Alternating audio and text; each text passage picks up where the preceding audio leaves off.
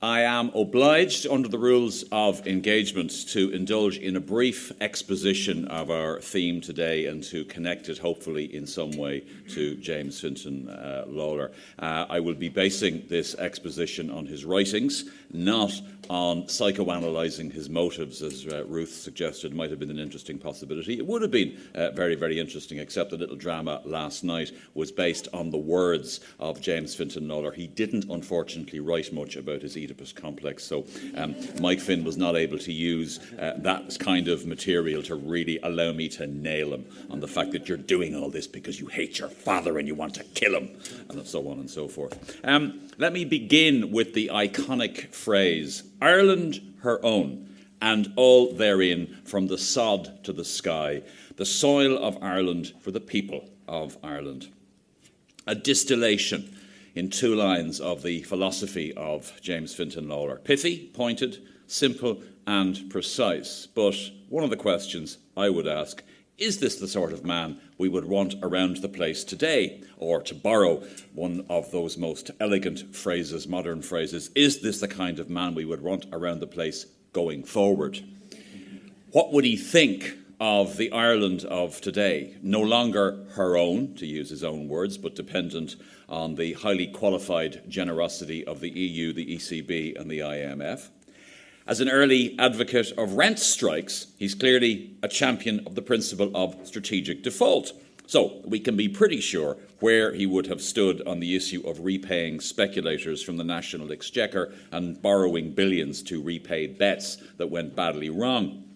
Lalor is someone who didn't shirk unpopularity and who stuck to his guns, literally, in that he was also an advocate of armed rebellion. He loathed temporising and compromise, so I think he would have been ill at ease in 21st century politics. He was also a contrarian, let's be honest about it, let's face it, and revelled in that, but I promise not to psychoanalyse, so I won't take that one any further.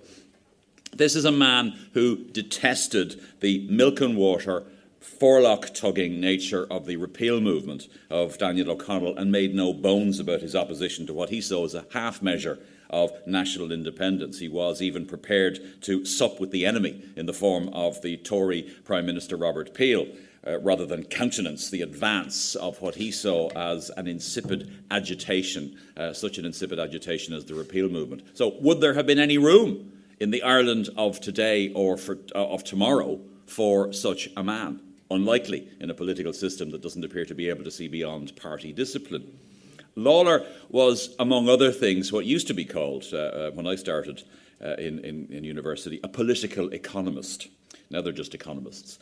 Allow me to introduce a concept from another branch of the dismal science, behavioural economics, and that is the so-called say-do gap. Very simple. People say one thing and then do something entirely different. Today's politicians, and more than likely, I would hazard a guess, those of the future, leave a lot of clear ground between the say and the do. It's a gap as wide as the Connor Pass. Lalor, while not, let's face it, entirely consistent himself, is rather like Horton the elephant in the Dr. Seuss story, who meant what he said and said what he meant. While we, the people, might actually like that sort of person, there's no real place for them in our polity, I think, except on the fringes. Now come the buts and the howevers. However, one element of Lalor's writings which render him very modern indeed is his employment of that essential weapon in every political armoury, ambiguity. Let me reintroduce you to the phrase, the soil of Ireland for the people of Ireland. That was a precursor, and has been pointed out on many occasions, the precursor of the Land League slogan, the land for the people, and I would contend is just as ambiguous. What does it mean? The soil of Ireland for the people of Ireland. On the face of it, it suggests an element of collectivization forced on, for example, Russian peasants by the communist governments of the 1920s and the 1930s. A radical proposal indeed, if taken at face value. Some people would have traced an influence to the writings of the US economist and political thinker, a man called Henry George. There's no real evidence to link their thinking. George was an advocate of land nationalisation in works like Progress and Poverty. And through an intermediary, Patrick Ford, who was the editor of an Irish-American newspaper, The Irish World, Michael Davitt was introduced to Henry George and was influenced by the thinking of George. And what does he do? He comes out in favour of land nationalisation. And from that point onwards, the father of the Land League becomes a bad smell.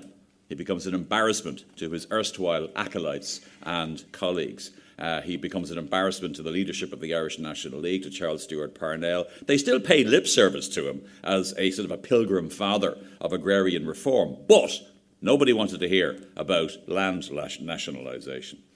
Because whatever James Fintan Lalor might have meant with his notion of the soil of Ireland for the people of Ireland, the Land League phrase, the land for the people, was as banal as keeping current tenants on their current holdings. It was only redistributive in the sense that, on occasions, it afforded, and to some extent was meant to afford, some of the bigger farmers an opportunity to increase the size of their holdings, to become ranchers and make further inroads into the agricultural labouring classes, a class who, as Ruth Dudley-Edwards pointed out in the last session, James Fintan Lalor largely ignored, as in fairness pretty much did the Land League and people like Charles Stewart Parnell.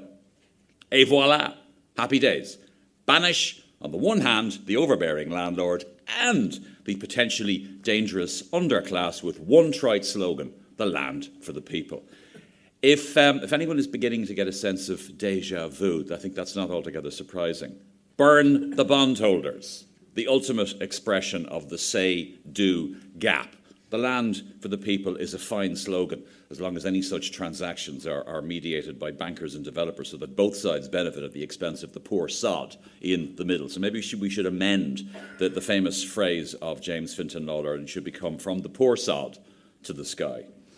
OK, we're here to talk about a vision for Ireland. And Lalor had a vision for Ireland, one which led to him being cited as an influence and a guru by figures as diverse as John O'Leary, Patrick Pearse and James Connolly. So we're back to ambiguity, I think, in this instance. I am the possessor, the proud possessor of a cloth bag purchased in San Francisco. It bears the legend, "What would Al Gore do?" WWAGD. The idea being that in some way the former American vice president has a monopoly on political, economic and environmental infallibility. Now, of course, he doesn't. Nobody does. Neither did James Fintan Lalor. But perhaps in considering the idea of a vision for Ireland, we can ask the question, what would James Fintan Lalor do? Would he abolish the Senate? Or would he consider this to be a petty parish question, much as he did the mere repeal of the Act of Union? Would he want a root and branch reform of Dáil procedures and the dominance of the executive to be checked? Would he want to see the banks reprivatised? Or would he prefer, given their dismal record of public service, that they remain within the ambit of the state and be forced on occasion to act in the public interest, as the public would remain the principal shareholder? Would he want to see the country retain or even improve its current level of income redistribution? Or would he be an advocate of the low taxation regimes preferred elsewhere and preferred by some of our own political parties in the past? From each, according to his ability, to each, according to his needs. That was the famous dictum of Lalor's contemporary, Karl Marx. Would James Fintan Lalor agree with that? Or would he advocate the more Darwinian, but actually quite ancient notion that to the victor go the spoils? Would he champion greater levels of local and regional autonomy in this country, a return to genuine local democracy? Or would he be in favour of the current, or perhaps even an increased level of centralisation and consolidation in what is, after all, a country with a much, much smaller population than would have been the case when he was a writer and campaigner? What would James Fintan Lalor do? We don't know.